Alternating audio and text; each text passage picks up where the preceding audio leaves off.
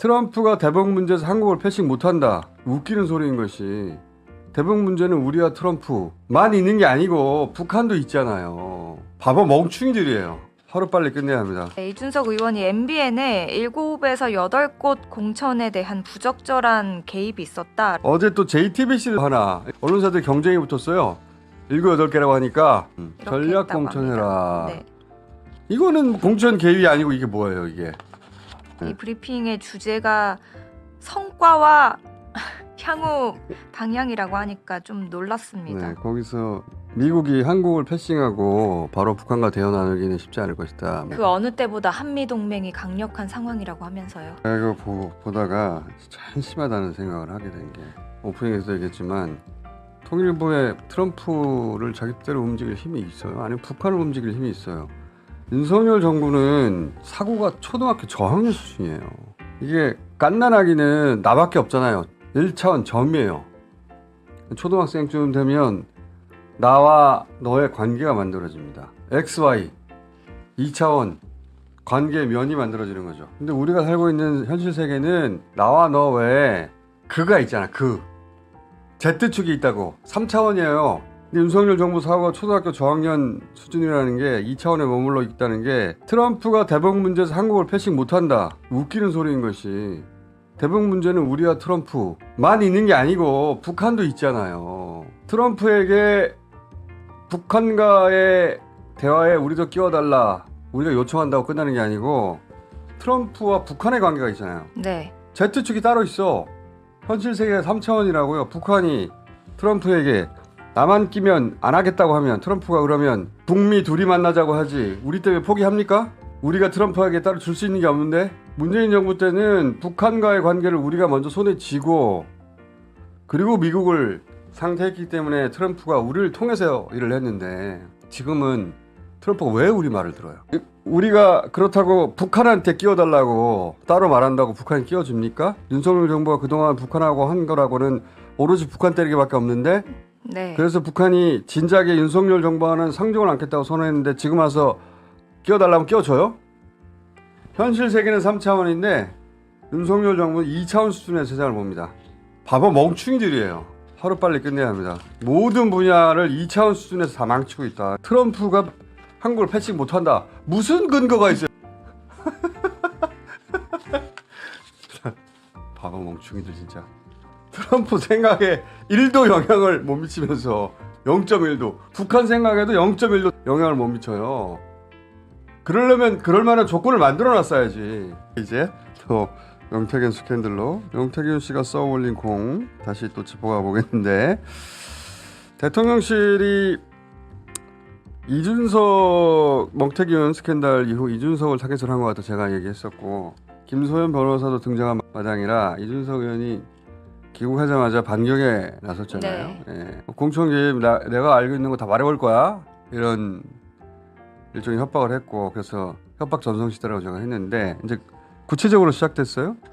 이준석 대변인 자처하는 장성철 평론가 얘기 잠깐 들어볼게요. 이준석 대표랑 좀 오랫동안 통화를 했어요. 네. 여러 가지에 대해서 검찰에서 참고인 소환 조사를 하게 되면은 가서 밝히겠다. 본인 한 대략 8가지 정도의 부적절한 일이 있었다. 8가지 정도. 언론도 따로 이준석 의원하고 얘기를 해가지고 네, 7, 8개 뭐 네. 이렇게 정리하고 있더라고요. 네, 이준석 의원이 MBN에 7에서 8곳 공천에 대한 부적절한 개입이 있었다라고 밝혔습니다. 그래서 앞으로 나오는 공천 부적절한 구체적 사항들은 다 1차적으로 이준석 의원 발이라고 봐야 됩니다. 그리고 거기에 언론의 취재가 덧붙여져가지고 어제 새로 나온 것은 MBN에서 김진태 경선 관련이죠. 네. 명태균 씨 녹취로 의혹이 제기되긴 했었는데 어제 구체적으로 더 나왔습니다. MBN의 취재 결과 윤석열 대통령이 여권 핵심 관계자에게 김진태도 내가 경선하라고 해주지 않았느냐 이렇게 말한 것으로 파악됐습니다. 벌써 몇 번 저희가 다뤘었는데 명태균 씨가 그런 주장을 했다고 했었거든요. 운동하고 있는 김건희 씨 만나러 가라. 그래서 충성 맹세해라. 라고 했다고 뉴스토마토가 보도를 했었죠. 김진태 당시 후보한테. 그리고 나서 명태균 씨가 김진태는 내가 살린 거야 이런 말도 했단 말이죠. 김진태는 그 내가 살린 거야. 아니 쟤 어제 잠도 못 자서 김진태 내보고 중심 안 돼요.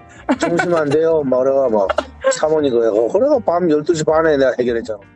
자, 조 얘기가 이제 대통령 부인이 여기서 운동하고 있으니까 김진태 당시 후보한테 대통령 부인 찾아가서 충성맹세 해라 네. 라고 했다고 주장을 했고, 그런데 이준석 대표가 네. 명태균 씨한테 그 얘기를 듣고 나중에 김진태 만나서 그때 그런 일이 있었지 않냐고 김건희 씨 찾아가가지고 충성맹세하고 그랬더니 대표님도 대표님도 어떻게 아시냐고 네. 그런 일이 있었다는 거를 이준석 당시 대표에게는 인정했다고 이준석 의원이 말을 했어요. 네. 뉴스토마토 기자한테. 그 녹취는 남아있을 테니까. 그런데 이제 이 이야기의 끝에 MBN의 취재에 따르면 윤 대통령이 실제 김진태도 경선하라고 내가 다 해주지 않았냐. 네. 자기가 관여했다는 이야기를 지금 본인이 했다는 이야기를 여권 핵심 관계자가 들었다는 거죠. 네. 이거 녹취로 남아 있거나 문자로 남아 있거나 뭐가 남아 있는 거죠 지금. 예전에 그 녹취도 공개가 됐잖아요. 자, 이거는 이준석 의원 발이라고 봐야 됩니다. 어제 또 JTBC 하나 언론사들 경쟁이 붙었어요. 7, 8개라고 하니까 경쟁이 붙었는데 JTBC는 이강덕 포항시장에 관한 보도를 했죠. 윤석열 대통령이 2년 전 지방선거 당시에 포항시장 공천에도 개입한 정황이 포착됐다고 네, 보도했습니다. JTBC가 굉장히 구체적으로 보도했는데 네. 이강덕 현 포항시장이 지난 2022년 지방선거에서는 컷오프 됐어요. 네, 그러니까 당시에 현역 포항시장이었고 세 번째 도전을 하려고 했는데 경선에 앞서 컷오프가 됐습니다. 컷오프가 됐고 그리고 나중에 이런 결정에 반발해서 재심 청구를 했고 국민의힘에서 받아들이면서 경선에서 이겼고 결국 현 포항시장이 됐습니다. 그런데 이 경선에서 컷오프 되는 과정에서 윤석열 대통령이 개입했다라는 거죠. 그렇죠. 개입했다는 건데 JTBC 보도에 따르면은 윤 대통령이 전화를 해서 국민의힘 지도부에 중앙당에서 진행하는 여론조사 하지 말고 여론조사에 교체 지수를 넣어라. 네. 본인이 무슨 구체적인 이런 방식까지 언급을 본인이 무슨 하고 여론조사 전문가라고 누군가의 냄새가 나긴 하는데 그래서 이제 국민의힘 지도부가 다른 지역에서는 도입하지 않는 방식이라고 하니까 그러면은 아예 전략 공천해라. 이렇게 전략 했다고 공천해라. 합니다. 네. 그러니까 이게 대통령이 그때는 당선인 신분인데 곧 4월 말이니까 대통령이 될 공무원이 될 자의 지위에 있는 사실상 대통령인데 가장 힘이 셀 때죠. 중앙당이 진행하는 여론조사 하지 말고 여론조사 교체 지수를 넣어라. 그리고 전략 공천해라. 재심은 중앙당이 받아들이지 말아라. 이거는 공천 개입이 아니고 이게 뭐예요 이게. 굉장히 구체적인 워딩이 나왔잖아요. 그러면서 이준석 의원에 따르면 당시에 윤석열 대통령이 역정까지 냈다고 합니다.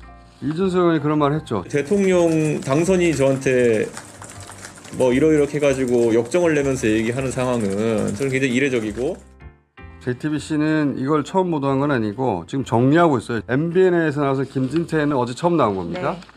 그리고 그전에는 김태우 구청장 서울 강서구청장. 예. 네. 에 대해서도 대통령이 관여했다라고 하는 보도가 있었죠. 지금 보니까 3명 나왔고 구체적으로 나오면 그때 또 얘기를 하기로 하고요.